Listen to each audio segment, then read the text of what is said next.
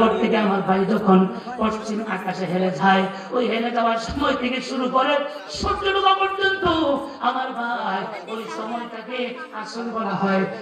আল্লাহ পাক বলেন, হাবিব আমার, আমি সেই সময়ের শপথ পেয়ে বলতেছি।